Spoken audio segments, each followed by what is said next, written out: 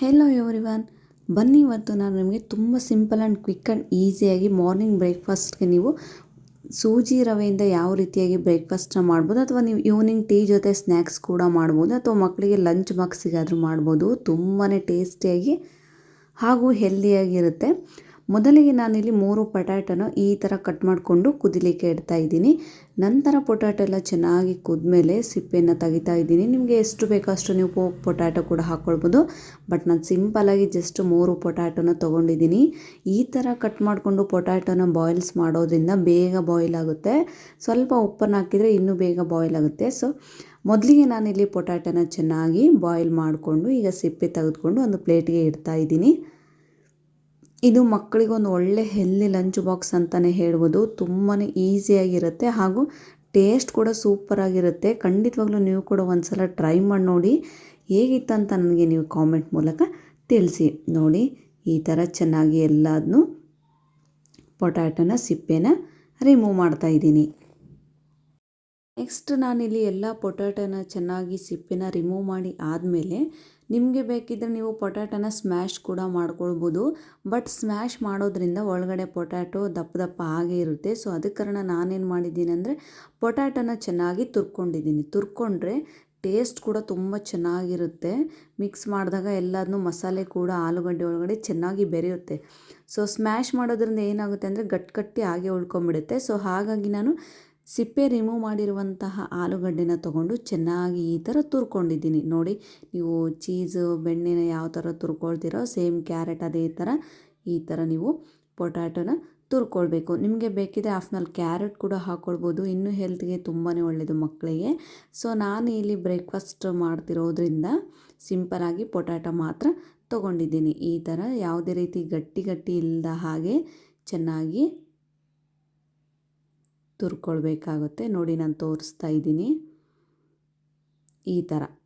ನೋಡಿ, ನೆಕ್ಸ್ಟ್ ನಾನು ಇದಕ್ಕೆ ಚೆನ್ನಾಗಿ ಎಲ್ಲದನ್ನೂ ತುರ್ಕೊಂಡು 2 ಚಿಕ್ಕದಾಗಿ ಕಟ್ ಮಾಡಿರುವಂಥ ಹಸಿಮೆಣಸಿನ್ಕಾಯಿ ಹಾಗೂ 1 ಮೀಡಿಯಮ್ ಆಗಿರುವಂಥ ಈರುಳ್ಳಿನ ಚಿಕ್ಕದಾಗಿ ಕಟ್ ಮಾಡ್ಕೊಂಡಿದ್ದೀನಿ. ನಂತರ ಸ್ವಲ್ಪ ಕೊತ್ತಂಬರಿ ಸೊಪ್ಪು, ನೋಡಿ ಅರ್ಧ ಸ್ಪೂನ್ ಆಗುವಷ್ಟು ಚಾಟ್ ಮಸಾಲವನ್ನು ಹಾಕ್ಕೊಳ್ಬೇಕು. ಚಾಟ್ ಮಸಾಲ ನಿಮಗೆ ಹಾಫ್ನಲ್ಲಿ. ನೆಕ್ಸ್ಟ್ 1 ಸ್ಪೂನ್ ಆಗುವಷ್ಟು ಗರಂ ಮಸಾಲ,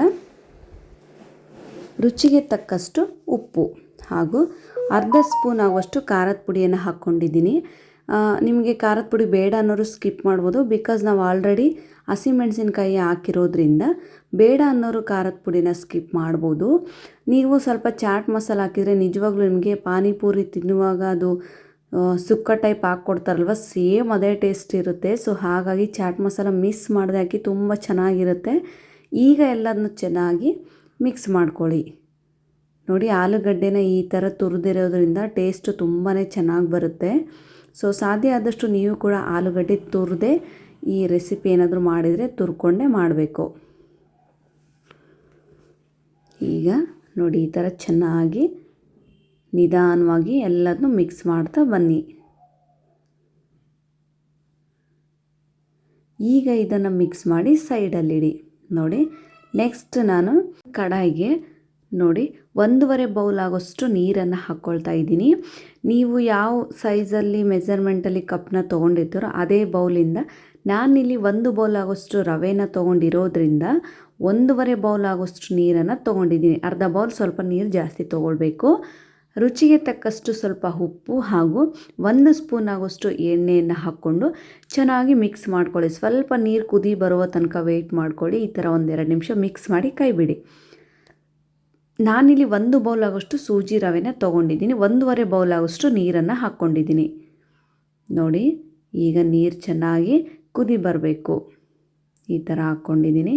ನೀರು ಚೆನ್ನಾಗಿ ಕುದಿ ಬರುವಾಗ ನೋಡಿ, ಈ ಥರ ಚೆನ್ನಾಗಿ ಕುದಿ ಬರುವಾಗ 1 ಬೌಲ್ ಆಗೋಷ್ಟು ನಾನು ಸೂಜಿ ರವೆನ ತೊಗೊಂಡಿದ್ದೀನಿ. ಬೇಗ ನೀವು ಸೂಜಿ ರವೆನ ಹಾಕಿ ಈ ಥರ ಮಿಕ್ಸ್ ಮಾಡಲೇಬೇಕು, ಇಲ್ಲ ಬೇಗ ಗಟ್ಟಿಯಾಗಿಬಿಡುತ್ತೆ. ಸೊ ನಿಮಗೆ ತಿರುಗಿಸ್ಲಿಕ್ಕೆ ಸಾಧ್ಯನೇ ಆಗಲ್ಲ, ಅಷ್ಟು ಗಟ್ಟಿಯಾಗಿಬಿಡುತ್ತೆ ಸಡನ್ನಾಗಿ. ಸೊ ನಿಧಾನವಾಗಿ ನೀವು ಈ ಥರ ಗ್ಯಾಸನ್ನು ಪೂರ್ತಿ ಲೋ ಫ್ಲೇಮಲ್ಲೇ ಇಟ್ಕೊಂಡು ಚೆನ್ನಾಗಿ ಈ ಥರ ಮಿಕ್ಸ್ ಮಾಡ್ತಾನೆ ಇರಬೇಕು.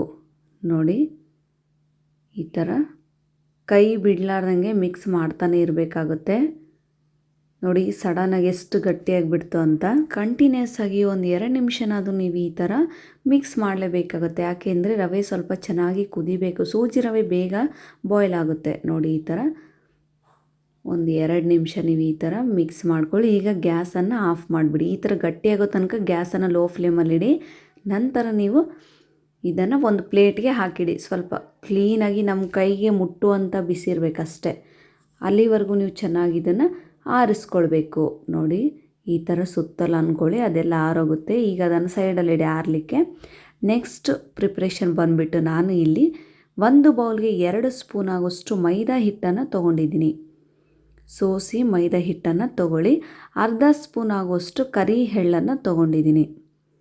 1 ಸ್ಪೂನ್ ಆಗೋಷ್ಟು ಚಿಲ್ಲಿ ಫ್ಲೇಕ್ಸನ್ನು ತೊಗೊಂಡಿದ್ದೀನಿ. ಹಾಗೂ 1 ಸ್ಪೂನ್ ಆಗುವಷ್ಟು ಸಬ್ಬಸಿಗೆ ಸೊಪ್ಪನ್ನು ಚಿಕ್ಕದಾಗಿ ಕಟ್ ಮಾಡ್ಕೊಂಡಿದ್ದೀನಿ. ನಂತರ ಸ್ವಲ್ಪ ಕೊತ್ತಂಬರಿ ಸೊಪ್ಪನ್ನು ತೊಗೊಂಡಿದ್ದೀನಿ. ಸಬ್ಬಸಿಗೆ ಸೊಪ್ಪು ನಿಮಗೆ ಆಫ್ನಲ್ಲಿ, ಯಾಕಂದರೆ ಸಬ್ಬಸಿಗೆ ಸ್ವಲ್ಪ ಡೆಕೋರೇಷನ್ಗೆ ಚೆನ್ನಾಗಿ ಕಾಣಲಿ ಅಂತ ಹಾಕಿದ್ದೀನಿ ಅಷ್ಟೇ. ನೋಡುವಾಗ ತುಂಬ ಚೆನ್ನಾಗಿರುತ್ತೆ ಅದು. ಸೊ ಜಾಸ್ತಿ ಹಾಕ್ಲಿಕ್ಕೆ ಹೋಗ್ಬೇಡಿ, ಫ್ಲೇವರು ಅದ್ರದ್ದು ಹೊರಟೋಗ್ಬಿಡುತ್ತೆ. ಸೊ ಸಬ್ಬಸಿಗೆ ಸೊಪ್ಪದೇ ಫ್ಲೇವರ್ ಜಾಸ್ತಿ ಆಗಿಬಿಡುತ್ತೆ. ಸೊ ಹಾಗಾಗಿ ಸ್ವಲ್ಪ ಹಾಕಿದ್ದೀನಿ. ಈಗ ನೀರನ್ನು ಹಾಕ್ಕೊಂಡು ಗಂಟಿಲ್ಲದಂತೆ ನೀವು ಚೆನ್ನಾಗಿ ಮಿಕ್ಸ್ ಮಾಡ್ಕೊಳ್ಬೇಕು. ತೀರ ನೀರಾಗಬಾರ್ದು, ತೀರ ಗಟ್ಟಿ ಕೂಡ ಆಗಬಾರ್ದು. ಮೀಡಿಯಮಾಗಿ ನೀವು ನೀರನ್ನು, ಅದು ಕನ್ಸಿಸ್ಟೆನ್ಸಿಗೆ ಎಷ್ಟು ನೀರು ಬೇಕೋ ಅಷ್ಟನ್ನು ಹಾಕ್ಕೊಳ್ಬೇಕಷ್ಟೆ. ಚೆನ್ನಾಗಿ ಈಗ ಮಿಕ್ಸ್ ಮಾಡ್ಕೊಳ್ತಾ ಇದ್ದೀನಿ. ನೀವು ನೋಡ್ತಿರ್ಬೋದು, ಯಾವುದೇ ರೀತಿ ಗಂಟು ಇಲ್ಲದೆ ಥರ ಈ ಥರ ಚೆನ್ನಾಗಿ ಮಿಕ್ಸ್ ಮಾಡ್ಕೊಳ್ಳಿ. ನೋಡಿ ಇದಕ್ಕೇನು ಉಪ್ಪು ಹಾಕೋ ಅವಶ್ಯಕತೆ ಇರಲ್ಲ. ನಾವು ಆಲ್ರೆಡಿ ಪೊಟ್ಯಾಟೊಗೂ ಉಪ್ಪು ಹಾಕಿರ್ತೀವಿ, ಸೂಜಿ ರವೆಗೂ ಕೂಡ ಉಪ್ಪು ಹಾಕಿರ್ತೀವಿ. ಈಗ ಇದನ್ನು ಸೈಡಲ್ಲಿಡಿ. ನೋಡಿ ನಾನು ಕೈ ಮುಟ್ಟುವಷ್ಟು ಸೂಜಿ ರವೆ ತುಂಬ ಚೆನ್ನಾಗಿ ಆರಿದೆ. ಇಷ್ಟು ಆರಿದರೆ ಸಾಕು, ತೀರ ತಣ್ಣಗಾಗೋವರೆಗೂ ಬಿಡಬೇಡಿ. ಸ್ವಲ್ಪ ಉಗುರು ಬೆಚ್ಚಗಿದ್ರೆ ಸಾಕು. ನೋಡಿ ಈಗ ಒಂದರಲ್ಲಿ 2 ಮಾಡಿಕೊಂಡು, ನೋಡಿ ಒಂದು ದೊಡ್ಡದು ಇದು ಸೂಜಿ ರವೆದು ಬಾಲ್ಸ್ ಇರುತ್ತಲ್ಲ, ಅದರಲ್ಲಿ 2 ಭಾಗ ಮಾಡ್ಕೊಂಡಿದ್ದೀನಿ.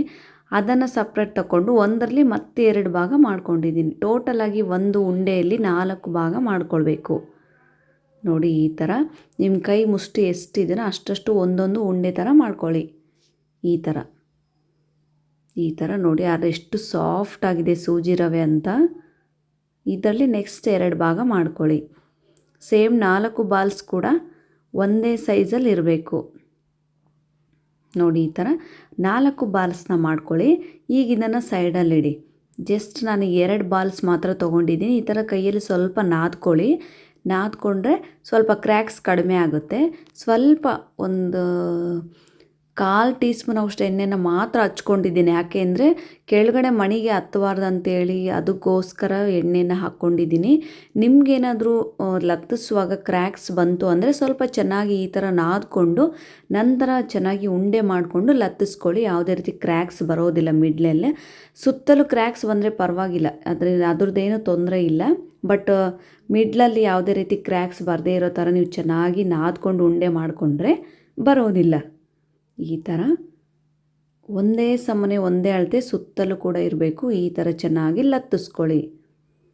ನೋಡಿ ಈ ಥರ ಮಣಿಗೆ ಹತ್ತದೇ ಇರೋ ಥರ ಜಾಸ್ತಿ ಪ್ರೆಸ್ ಮಾಡಬೇಡಿ, ಸಿಂಪಲಾಗಿ ಪ್ರೆಸ್ ಮಾಡ್ಕೊಳ್ಳಿ. ಈಗ ಅದನ್ನು ಸೈಡಲ್ಲಿಡಿ. ಸೊ ಇದನ್ನು ಕೂಡ ಸೇಮ್ ಆ್ಯಸ್ ಇಟ್ ಈಸ್ ಅದೇ ಥರ ನಾನು ಈ ಥರ ಉಂಡೆ ಮಾಡಿಕೊಂಡು ಲತ್ತಿಸ್ಕೊಳ್ತಾ ಇದ್ದೀನಿ. ನೀವು ನೋಡ್ತಿರ್ಬೋದು. ಸೊ ಈಗ 2 ಲತ್ತಿಸ್ಕೊಂಡಿದ್ದೀನಿ. ನೋಡಿ ಯಾವುದೇ ರೀತಿ ಕೆಳಗಡೆ ಏನೂ ಹತ್ತಿಲ್ಲ. ಈಗ ಒಂದು ಸ್ಟೀಲ್ನ ತೊಗೊಂಡಿದ್ದೀನಿ. ನೀವು ನೋಡ್ತಿರ್ಬೋದು, ನಿಮ್ಮ ಮನೇಲಿ ಯಾವುದಾದ್ರೂ ರೌಂಡ್ ಶೇಪಲ್ಲಿ ಪ್ಲೇಟ್ಸ್ ಇದ್ದೆ ಅಥವಾ ಬಾಕ್ಸ್ ಆದರೂ ಇದ್ದರೆ ಅದರಲ್ಲಿ ನೀವು ಈ ಥರ ಚೆನ್ನಾಗಿ ನೋಡಿ ಎಡ್ಜೆಲ್ಲ ತಕ್ಕೊಂಬಿಡಿ. ಈ ಥರ 2 ಸಹ ಇದೇ ಥರ ಮಾಡ್ಕೊಳ್ಳಿ.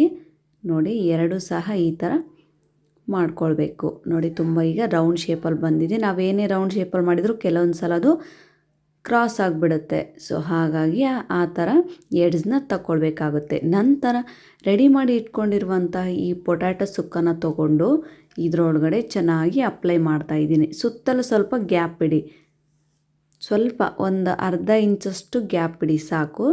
ಚೆನ್ನಾಗಿ ನೀವೀಗ ಸ್ವಲ್ಪ ಜಾಸ್ತಿ ಹಾಕಿದ್ರೂ ಪರವಾಗಿಲ್ಲ, ತಿನ್ನುವಾಗಂತೂ ತುಂಬಾ ಚೆನ್ನಾಗಿರುತ್ತೆ. ಒಂದೇ ಸಮನೆ ಮೀಡಿಯಮ್ ರೌಂಡ್ ಶೇಪಲ್ಲಿ ನೀವು ಈ ಥರ ಎಲ್ಲದನ್ನು ಚೆನ್ನಾಗಿ ಅಪ್ಲೈ ಮಾಡ್ಕೊಳ್ಳಿ. ನೋಡಿ ಈ ಥರ ಚೆನ್ನಾಗಿ ನೋಡಿ ಸುತ್ತಲೂ ಯಾವ ಥರ ನಾನು ಅಪ್ಲೈ ಮಾಡ್ಕೊಂಡಿದ್ದೀನಿ, ಅರ್ಧ ಇಂಚು ಮಾತ್ರ ಗ್ಯಾಪ್ ಬಿಡಿ ಅಷ್ಟೇ. ಈಗ ಇನ್ನೊಂದನ್ನು ಏನು ನಾವು ಲತ್ತಿಸ್ಕೊಂಡಿರ್ತೀವಲ್ವ ಅದು ಕೂಡ ಸುತ್ತಲೂ ಪ್ಲೇಟ್ನ ಇಟ್ಟು ಎಡ್ಸ್ನ ತಗೊಂಡಿದ್ದೀನಿ, ಅದನ್ನು ಇದ್ರ ಮೇಲೆಗೆ ಹಾಕ್ತಾಯಿದ್ದೀನಿ. ನೋಡಿ ಕ್ಲೀನಾಗಿ ಹಾಕ್ಕೊಳ್ಬೇಕಾಗುತ್ತೆ. ನೋಡಿ ಎಡ್ಸಲ್ಲಿ ಅದಕ್ಕೆ ನಾನು ಜಾಸ್ತಿ ತುಂಬಬೇಡಿ ಅಂತ ಹೇಳಿದ್ದೀನಿ, ಈ ಥರ ಸ್ವಲ್ಪ ಸ್ಪೇಸ್ ಇರಬೇಕು. ನಂತರ ಚಾಕುವಿನ ಸಹಾಯದಿಂದ ನಾನು ಇದನ್ನು ಈ ಥರ ಕಟ್ ಮಾಡ್ಕೊಳ್ತಾ ಇದ್ದೀನಿ. ಈಗ ನಾನು ಒಂದು ರೌಂಡ್ ಶೇಪ್ ಸೂಜಿ ಚಪಾತಿಯಲ್ಲಿ 4 ಭಾಗಗಳನ್ನಾಗಿ ಮಾಡ್ಕೊಳ್ತಾ ಇದ್ದೀನಿ. ನೋಡಿ ಈ ಥರ 4 ಪೀಸಸ್ ಆಗಿ ಮಾಡ್ಕೊಂಡಿದ್ದೀನಿ, ನೀವು ನೋಡ್ತಿರ್ಬೋದು.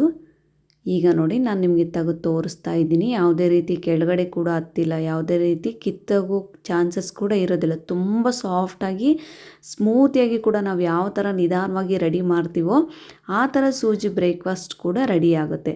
ಎಲ್ಲದನ್ನೂ ಒಂದು ಟೈಮ್ ತೆಗೆದುಕೊಂಡು ಈ ಥರ ಸ್ವಲ್ಪ ಬಿಡಿ ಬಿಡಿಯಾಗಿ ಇಡಿ, ಈ ಥರ ಇಡಿ ಅಷ್ಟೇ. ನೋಡಿ ನೆಕ್ಸ್ಟ್ ನಾನೀಗ ರೆಡಿ ಮಾಡಿ ಇಟ್ಕೊಂಡಿರುವಂಥ ಮೈದಾ ಹಿಟ್ಟಿನ ನೀರಲ್ಲಿ ಇದನ್ನು ಹದ್ದುಕೊಳ್ತಾ ಇದ್ದೀನಿ. ಈಗ ಒಂದು ಪ್ಲೇಟಲ್ಲಿ ಹಾಕ್ಕೊಂಬಿಡಿ, ಯಾಕೆಂದರೆ ಬೌಲಲ್ಲಿದ್ದರೆ ನಿಮಗೆ ಈ ಥರ ಚೆನ್ನಾಗಿ ಅದ್ಬೇಕು ಅಂದರೆ ಸೆಟ್ ಆಗೋದಿಲ್ಲ. ಸೊ ಹಾಗಾಗಿ ಈ ಥರ ಒಂದು ಪ್ಲೇಟಲ್ಲಿ ಹಾಕ್ಕೊಂಡು ಸೈಡಲ್ಲಿ ಕೂಡ ಎಡ್ಜ್ ಏನಿದೆಯಲ್ಲ ಅಲ್ಲೂ ಕೂಡ ನೀವು ಚೆನ್ನಾಗಿ ಅದ್ಕೊಳ್ಬೇಕಾಗುತ್ತೆ. ನೋಡಿ ಸೈಡಲ್ಲಿ ಓಪನ್ಸ್ ಇದೆ, ಆ ಓಪನ್ಸ್ಗೂ ಕೂಡ ನೀವು ಫುಲ್ಫಿಲ್ನ ಮಾಡ್ಕೋಬೇಕು.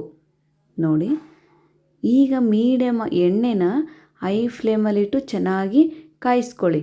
ನಂತರ ನೀವು ಇದನ್ನೇನು ಪೊಟ್ಯಾಟೊ ಸೂಜಿನ ರವೆದು ಸ್ನ್ಯಾಕ್ಸ್ ಹಾಕಿದಾಗ ಗ್ಯಾಸನ್ನು ನೀವು ಲೋ ಫ್ಲೇಮಲ್ಲಿ ಮಾಡಬೇಕು. ಇದನ್ನು ಪೂರ್ತಿಯಾಗಿ ನೀವು ಲೋ ಫ್ಲೇಮಲ್ಲೇ ಬೇಯಿಸ್ಕೊಳ್ಬೇಕು. ಮೇಲೆ ಈ ಥರ ಎಣ್ಣೆನ ಈ ಥರ ಅಪ್ಲೈ ಮಾಡೋದ್ರಿಂದ ನೀವು ತುಂಬಾ ಪಫಾಗಿ ಬರುತ್ತೆ, ಅಂದರೆ ಉಬ್ಬುತ್ತೆ. ಅದು ಸೂಜಿ ಬ್ರೇಕ್ಫಾಸ್ಟ್ ಉಬ್ಬುತ್ತೆ, ತುಂಬ ಚೆನ್ನಾಗಿ ಬರುತ್ತೆ. ನೋಡಿ ಈ ಥರ ನೋಡಿ ಯಾವ ಥರ ಉಬ್ಬಿದೆ ಅಂತ. ಖಂಡಿತವಾಗ್ಲೂ ನೀವು ಕೂಡ ಒಂದು ಸಲ ಟ್ರೈ ಮಾಡಿ ನೋಡಿ. ಮಕ್ಕಳಿಗೆ ಹೆಲ್ದಿ ಬ್ರೇಕ್ಫಾಸ್ಟ್ ಅಂದರೆ ತಪ್ಪಾಗಲ್ಲ. ಅಥವಾ ನೀವು ಈವ್ನಿಂಗ್ ಸ್ನ್ಯಾಕ್ಸ್ ಕೂಡ ಮಾಡ್ಕೊಳ್ಬೋದು. ಎಣ್ಣೆ ಚೆನ್ನಾಗಿ ಕಾದಿರಬೇಕು, ಹಾಕಿದಾಗ ಮಾತ್ರ ನೀವು ಗ್ಯಾಸನ್ನು ಲೋ ಫ್ಲೇಮಲ್ಲಿ ಮಾಡಿಬಿಡಿ. ಈ ಥರ ಉಳಿದೆಲ್ಲ ಸೂಜಿಯಿಂದ ಉಳಿದಿರುವಂಥ ಎಲ್ಲದನ್ನೂ ಇದೇ ಥರ ನಾನು ಸೈಡಲ್ಲಿ ಎಲ್ಲ ಅಪ್ಲೈ ಮಾಡಿಕೊಂಡು ಸುತ್ತಲೂ ಕೂಡ ಎಲ್ಲ ಚೆನ್ನಾಗಿ ಅದ್ಕೊಂಡು, ನೋಡಿ ನಿಮಗೆ ಬೇಕು ಅಂದರೆ ಸ್ವಲ್ಪ ನೀವು ಅದನ್ನೆಲ್ಲ ಅಪ್ಲೈ ಮಾಡ್ಕೋಬೋದು.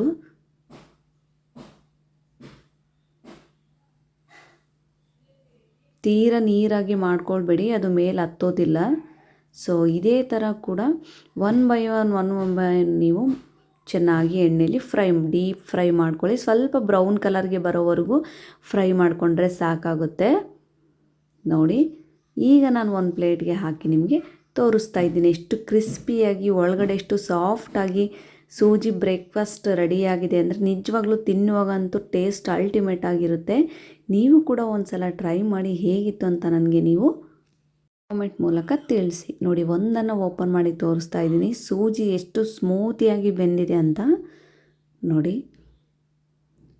ಸೊ ಈ ವಿಡಿಯೋ ನಿಮಗೆ ಇಷ್ಟ ಆಗಿದ್ದರೆ ಲೈಕ್ ಮಾಡಿ. Thank you.